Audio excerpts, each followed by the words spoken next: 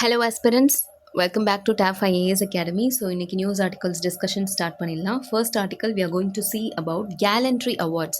So நம்ம time and again என்னென்ன awards நியூஸில் வருதோ அதெல்லாம் கொஞ்சம் கவர் பண்ணிட்டு வரோம். ஸோ அந்த வகையில் நம்மளுடைய பிரசிடென்ட் செக்யூரிட்டி பர்சனல், அதாவது ஆர்ம்டு ஃபோர்ஸஸில் இருக்கக்கூடிய பீப்புளுக்கு கேலண்ட்ரி அவார்ட்ஸ் வந்து ப்ரெசென்ட் பண்ணியிருக்காங்க. ஸோ அந்த கேலண்ட்ரி அவார்ட்ஸ் பற்றி நம்ம அண்டர்ஸ்டாண்ட் பண்ணிக்கலாம். So first of all gallantry awards அப்படிங்கிறது நமக்கு இந்தியன் கவர்மெண்ட் கொடுக்கக்கூடிய இது for showing exceptional bravery, raw courage and self sacrifice. இது எல்லாமே நமக்கு armed forces on the spot அந்த ஃபீல்டில் டிஸ்பிளே பண்ணக்கூடியது தான், கரெக்டாக? ஸோ அவங்களுடைய அந்த வீர தீர செயலுக்கான அவார்டு தான் இந்த கேலண்ட்ரி அவார்ட்ஸ் அப்படின்னு நம்ம பார்க்குறோம். அண்ட் இது அப்போது ஆர்மி பர்சனல்ஸ்க்கு மட்டும்தான் கிடைக்குமா மேம் அப்படின்னு கேட்டால், ஆர்மி பர்சனல்ஸ் வாங்கக்கூடிய அவார்ட் மட்டுமே இருக்குது. அண்ட் அது மட்டும் இல்லாமல் அப்பார்ட் ஃப்ரம் தட் சிவிலியன்ஸ்க்கு என்னென்ன அவார்ட்ஸ் இருக்குது அப்படிங்கிறதுமே இருக்குது. Okay, so let us understand. ரெண்டு கேலண்ட்ரி அவார்ட்ஸ் ரெண்டு கேட்டகரைஸ் பண்ணலாம், லைக் கிளாஸிஃபை பண்ணுறது ரெண்டு விதமாக பண்ணலாம். ஒன்று வந்து வார் டைம் கேலண்ட்ரி அவார்ட்ஸ், இன்னொன்று peace time gallantry awards. Okay, so first of all war time gallantry awards அப்படிங்கிறது நம்ம அந்த எனிமி கண்ட்ரியை வந்து ஃபேஸ் பண்ணுறோம் இல்லையா, during times of war, border skirmishes or any other combat operations, அப்போ வந்து நம்ம டிஸ்பிளே பண்ணக்கூடிய கரேஜ் அண்ட் பிரேவரிக்கு கிடைக்கக்கூடிய அவார்ட், அதுதான் வார் டைம் கேலண்ட்ரி அவார்ட். இதில் 3 இருக்குது: பரம்வீர் சக்ரா, மகாவீர் சக்ரா, வீர் சக்ரா. ஓகே, ஸோ பரம்வீர் சக்ரா அப்படிங்கிறது தான் இந்தியாவுடைய highest military decoration for war time bravery, and it is awarded for the most conspicuous bravery or preeminent act of valor or self sacrifice in the presence of the enemy. Okay, and then we have Mahavir Chakra. இது வந்து நமக்கு second highest for acts of conspicuous gallantry in combat, and Veer Chakra பார்த்தீங்கன்னா உங்களுக்கு third highest for exceptional bravery on the battlefield. Okay, so war time gallantry awardsல 3 இருக்கு: Paramvir Chakra, Mahavir Chakra, Vir Chakra. Okay, இந்த ஆர்டர்லேயே ஞாபகம் வச்சுக்கோங்க. Then peace time gallantry awards அப்படிங்கிறது நமக்கு அந்த courage and devotion to duty otherwise than in the face of the enemy, அதாவது நமக்கு டிரெக்டாக அந்த எனிமிக்கிட்ட சண்டை போட்டு நம்மளுடைய வீரத்தை காட்டுறதுங்கிறது வார் டைம் கேலண்ட்ரி அவார்ட்ஸில் வரும். வேரஸ் ஏதாவது ஒரு கவுண்டர் இன்சர்ஜென்சி ஆப்ரேஷனில் ஈடுபடுறது, இல்லை ஆன்டி டெரர் மிஷனுக்காக போகிறது, இல்லை ஏதாவது ரெஸ்கியூ ஆப்ரேஷன்ஸ் வந்து டேக்கப் பண்ணுறது, இல்லை இன்டர்னல் செக்யூரிட்டி ரிலேட்டட் டியூட்டிஸ் வந்து ஃபங்க்ஷன் இது பண்ணுறது, இது எல்லாமே வந்துட்டு பீஸ் டைம் கேலண்ட்ரி அவார்ட்ஸில் வரும். For example insurgency, counter insurgency ஆப்ரேஷனுக்காக வந்து பாகிஸ்தானுக்குள்ளே போகிறாங்க இந்த வீரர்கள்லாம் அப்படின்னு நம்ம பார்க்குறோம். ஃபைனலி மிஷன் வந்து சக்ஸஸ்ஃபுல் ஆகுது அப்படின்னு பார்க்குறோம். ஸோ இதெல்லாம் பீஸ் டைம் கேலண்ட்ரி அவார்ட்ஸ்க்கு கீழே வரும். அண்ட் இதுக்கு கீழே அசோக சக்ரா, கீர்த்தி சக்ரா, ஷௌரிய சக்ரா அப்படின்னு சொல்லிட்டு 3 அவார்ட்ஸ் இருக்குது. இதில் ஹையஸ்ட் அப்படின்னு பார்க்கும்போது அசோக் சக்ரா தான், which is equivalent to Paramvir Chakra. Again Mahavir சக்ராக்கு ஈக்விவேலண்ட்டாக தான் நமக்கு Kirti Chakra, second highest peace time gallantry award. Then third highest is Shaurya Chakra. Okay, so நமக்கு நம்மளுடைய பிரசிடென்ட் இப்போ அவார்ட் பண்ணியிருக்கிறது என்னது? 7 Kirti Chakras. Okay, including 2 posthumously, meaning நமக்கு இறந்து போயிடுறாங்க அந்த வார்லேயோ அந்த பீஸ் டைம் அந்த மிஷன்லேயோ, அண்ட் ஆல்ரெடி அவங்க வந்து இறந்துட்டாங்க அப்படின்னாலுமே இந்த அவார்ட் போஸ்ட்மஸாக வழங்கப்படும். ஓகே, நம்ம இந்த மூவியில் கூட பார்த்துருப்போம் இல்லையா, லைக் அமரன் மூவியில். ஸோ அவங்க மேஜர் முகுந்தன் இறந்ததுக்கப்புறம் இவங்க வந்து அவங்களுடைய ஒய்ஃப் வந்து அவார்டு வாங்குவாங்க, கரெக்டாக? ஸோ அந்த மாதிரி நமக்கு போஸ்ட்மஸாகவுமே இந்த அவார்டு வந்து கன்ஃபர் பண்ணுவாங்க. Okay, and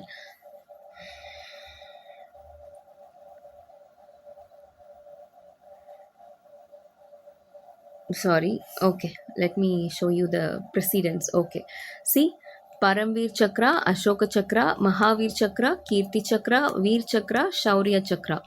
so order of precedence அப்படிங்கிறது உங்களுக்கு இப்படி தான் இருக்குது. இது ரெண்டுமே ஈக்குவல் நம்ம பார்த்துருக்கோம், கரெக்டாக? இது வந்து செகண்ட் ஹையஸ்ட், இது வந்து தேர்ட் ஹையஸ்ட். என்ன, இது வந்து நமக்கு வார் டைம், இது வந்து பீஸ் டைம். அகெயின் இது வார் டைம், இது வந்து பீஸ் டைம்.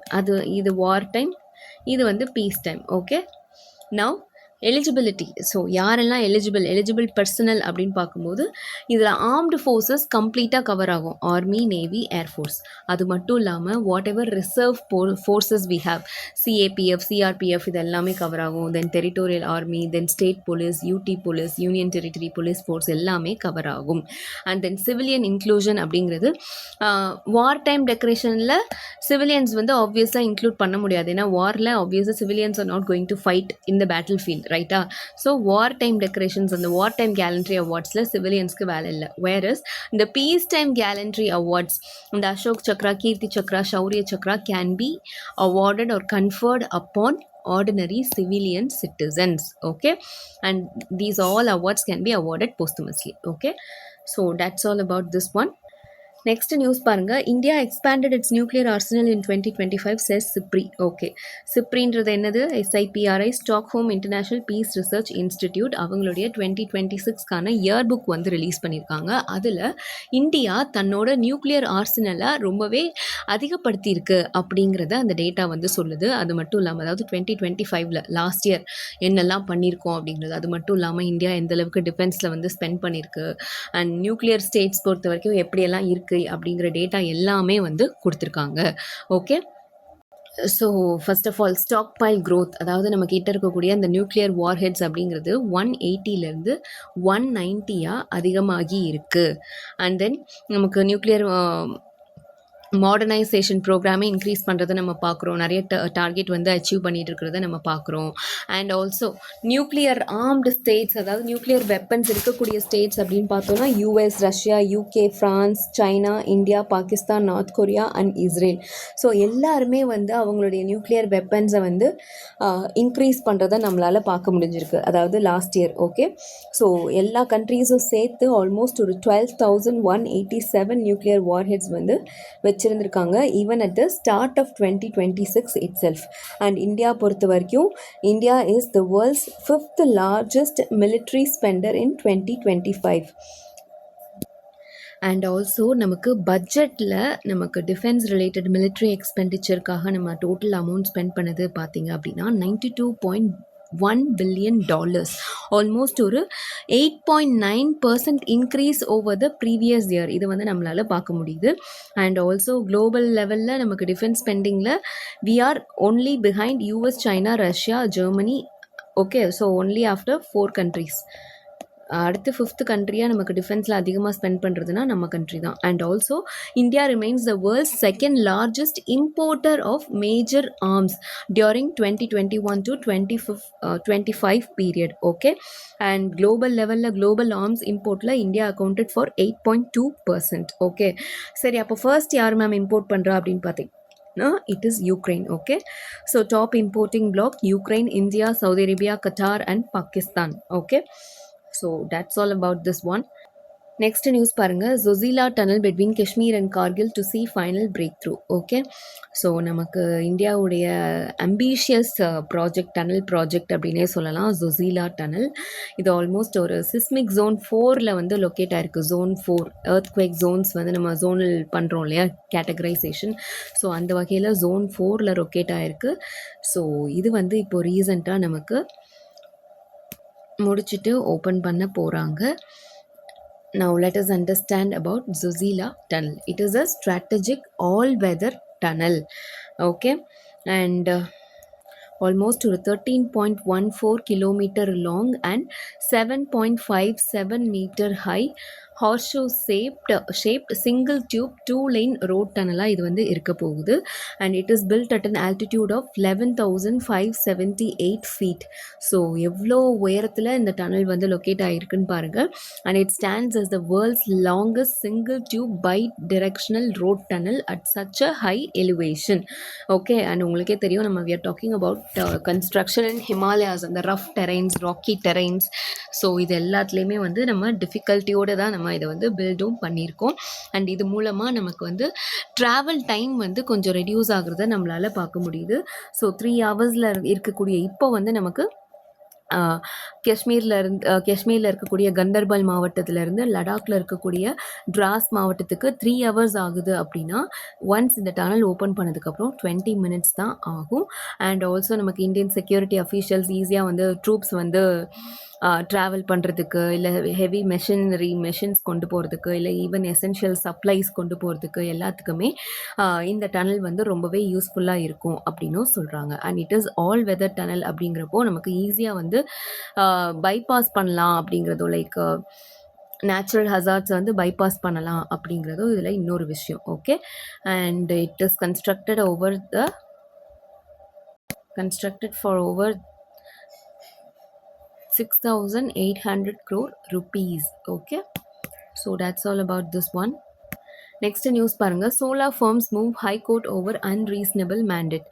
Okay, ஸோ நமக்கு சென்ட்ரல் ரூல் என்ன சொல்லியிருப்பாங்க ரீசெண்டாக, அதாவது சென்ட்ரல் கவர்மெண்ட் கிட்டேருந்து என்ன ரூல் வந்திருக்கும் அப்படின்னு பார்த்தோன்னா, நமக்கு இந்த சோலார் பேனல் செல்ஸ் இருக்குது இல்லையா, சோலார் பேனலில் இருக்கக்கூடிய செல்ஸ், அதுலேருந்து தான் நமக்கு சோலார் எனர்ஜி இது பண்ண போகிறாங்க. ஸோ அதில் யூஸ் பண்ணக்கூடிய அந்த செல்ஸை வந்து டொமஸ்டிக்கலி மேட் செல்ஸை வந்து யூஸ் பண்ணணும் அப்படிங்கிறது இப்போ ரீசெண்டாக நமக்கு ministry of new and renewable energy புதுசாக ஒரு ரூல் வந்து கொண்டு வந்திருக்காங்க.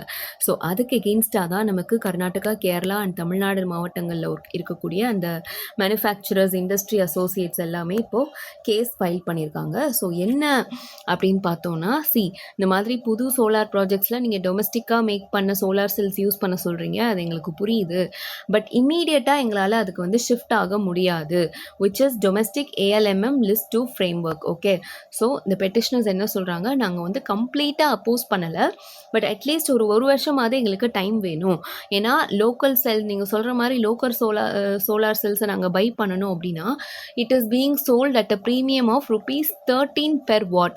வேறஸ் நாங்கள் இம்போர்ட் பண்ணுறோம், இன்டர்நேஷ்னல் லெவலில் ப்ரைஸ் லெவல் பார்த்தீங்கன்னா ஒரு வாட்டே ₹5 தான். ஸோ நாங்கள் இவ்வளோ தூரம் ஸ்பெண்ட் பண்ணுறதுக்கு எங்களால் முடியாது. Okay, so almost this current pricing premium, அதாவது ₹13 per watt அப்படிங்கிறது will cost roughly 24,000 crore a year to flow to just 4-5 manufacturers அப்படிங்கிறத சொல்லிட்டு இருக்காங்க. அண்ட் அது மட்டும் இல்லாமல் சோலார் டெவலப்பர்ஸ் ஃபர்தராக என்ன சொல்கிறாங்கன்னா, இந்த டொமஸ்டிக் கம்பெனிஸ் கிட்ட ப்ராப்பராக ஸ்டாக் இல்லை, எங்களுக்கு தேவைப்படுற கெப்பாசிட்டியை வந்து அவங்களால சப்ளை பண்ண முடியலை, so they are not functioning efficiently அப்படிங்கிற மாதிரியும் சொல்கிறாங்க. ஓகே, அண்ட் கவர்மெண்ட்டுக்கு பார்த்தீங்கன்னா ministry of new and renewable energy இந்த எக்ஸ்டென்ஷனை ஏற்றுக்கலை. ஸோ அதனால் இப்போ கேஸ் வந்து கோர்ட்டுக்கு வந்திருக்கு. Okay, will have to wait and see how it is going to work further. Okay, so that's all about this one. Next news பாருங்கள், இது வந்து உங்களுக்கு ஹிந்துவில் நமக்கு டெய்லி குவிஸ் அப்படின்னு சொல்லிட்டு நமக்கு கொடுப்பாங்க. ஸோ இதில் வந்துட்டு நமக்கு இந்த June 9 வந்து பார்த்தீங்கன்னா, it marks the death anniversary of tribal freedom fighter Birsa Munda. Okay, இது நமக்கு ஹிஸ்ட்ரியில் ரொம்ப important personality, tribal freedom fighter. So அவர் ரிலேட்டடான கொஸ்டின்ஸ் வந்து இப்போ நமக்கு கொடுத்துருக்காங்க. அண்ட் இதை வந்து நம்ம நாளைக்கு டிஸ்கஸ் பண்ணலாம். வேறஸ் இது பாருங்கள், எஸ், இது நமக்கு வேர்ல்டு ஓஷன்ஸ் டே அண்ட் அது ரிலேட்டடான கொஸ்டின்ஸ் வந்து லைக் ஓஷன்ஸ் ரிலேட்டடான கொஸ்டின்ஸ் அண்ட் ஆன்சர்ஸ் வந்து இங்கே உங்களுக்கு கொடுத்துருக்காங்க. Let us see about that. Okay, why was June 8 specifically chosen for World Oceans Day and when was it observed? நமக்கு June 8 எதுக்காக வேர்ல்டு ஓஷன்ஸ் டேன்னு சூஸ் பண்ணுறாங்க? பிகாஸ் நமக்கு 1992 எர்த் சமிட் நடந்தது பார்த்தீங்கன்னா அந்த டேட்டில் தான். அண்ட் அப்போ தான் வந்துட்டு இந்த Oceans Institute of Canada and International Centre for Ocean Development வந்து இதை வந்து கொண்டு வராங்க. ஓகே, அண்ட் 2009 தான் நமக்கு வேர்ல்டு ஓஷன்ஸ் டே அப்சர்வ் பண்ணுறதுக்கு ஸ்டார்ட் பண்ணுறோம். அண்ட் ஆஸ் ஆஃப் நவ் நமக்கு அஃபிஷியலாக என்னென்ன ஓஷன்ஸ் இருக்குது, அஃபிஷியலி ரெக்கக்னைஸ்ட் ஓஷன்ஸ் 5 ஓஷன்ஸ் இருக்குது கரெக்டாக. Pacific, Atlantic, Indian Ocean, Arctic Ocean and Southern Ocean. Yes, 5 ocean அஃபிஷியலாக ரெக்கக்னைஸ் பண்ணியிருக்காங்க. And which is the smallest? Arctic Ocean is the smallest ocean. And which distinct characteristic of oceans is because of mineral runoff from land and hydrothermal activity on the sea floor? Saltiness, அதாவது oceans உடைய saltiness அப்படிங்கிறது unique feature. That is because of நமக்கு லேண்ட்லேருந்து வரக்கூடிய mineral run off and hydrothermal activity on the sea floor. Okay, இதுதான் major reason for its saltiness. And suppose நமக்கு global temperature 1.5 degree Celsius rise ஆகுது அப்படின்னா எந்த லைக் நேச்சுரல் ரிசோர்ஸ் ஓஷன் பொறுத்த வரைக்கும், ஓஷன் இக்கோசிஸ்டம் பொறுத்த வரைக்கும் எந்த நேச்சுரல் ரிசோர்ஸ் வந்து லைக் எந்த ஆர்கானிசம் வந்து அதிகமாக பாதிக்கப்படும்? கோரல் ரீஃப்ஸ் ஆப்வியஸ்லி. ஓகே, அது. தென் உங்களுக்கே தெரியும், நமக்கு ரீசெண்டாக நமக்கு லைக் ஆர்எல்சி ரிலேட்டட் நியூஸ் வந்து ரொம்பவே ட்ரெண்டிங் ஆகிட்டு இருந்துச்சு. லைக் ஆர்எல்சி வந்து சுருங்கிட்டு வருது, லைக் இட் இஸ் ஷ்ரிங்கிங் அப்படிங்கிறத நம்ம பார்க்குறோம். So and it is due to projects on two major rivers. அது எந்த 2 ரிவர்ல நடக்கக்கூடிய ப்ராஜெக்ட் அப்படிங்கிறப்போ Amu Darya and Syr Darya. Okay, and what is a seamount அப்படிங்கிறது ஒரு submarine volcanic mountain rising at least 1000 meters above the surrounding deep sea floor. அதாவது நமக்கு இதான் sea floorனு வச்சுக்கோங்க. And here we have water. அண்ட் இந்த சீ மவுண்ட் அப்படிங்கிறது நமக்கு இங்கேருந்து சப்மரின் வால்கனிக் மவுண்டனாக ரைஸ் ஆகி அபவ் வாட்டர் நமக்கு விசிபிளாக இருக்குல்ல, எஸ், அதுதான் சீ மவுண்ட். ஓகே, அண்ட் எது வந்து எந்த வாட்டர் பாடி வந்து நமக்கு மடகாஸ்கரையும் ஆஃப்ரிக்கன் காண்டினென்ட்டையும் செப்பரேட் பண்ணுது? Yes, it is Mozambique Channel. Okay, and எந்த கலர்ஃபுல் சீயோடைய நேம் ஏன்ஷியன் க்ரீக் நேம்லேருந்து வந்திருக்கு? Erythra Thalassa. எரித்ரா பேர்லேயே இருக்குது. Yes, Red Sea. Okay, and இதில் பிக்சர் ரிலேட்டட் ஆர்டிக்கல் நமக்கு வந்து ட்ரென்ச்சஸில், அதாவது 8000 மீட்டர் இருக்கக்கூடிய ட்ரென்ச்சஸில் லொக்கேட் ஆன ஒரு ஃபிஷ் ஃபேமிலி பார்த்தீங்கன்னா snail. Okay, snail fish. So that's all about this one, and we can discuss about Birsa Munda tomorrow. இந்த கொஸ்டின்ஸ் எல்லாம் உங்களுக்கு எவ்வளோ கொஸ்டின்ஸ் வந்து ஆன்சர் தெரியுது அப்படிங்கிறத பாருங்கள். Okay, that's all for today. Thank you so much for வாட்சிங். see you tomorrow.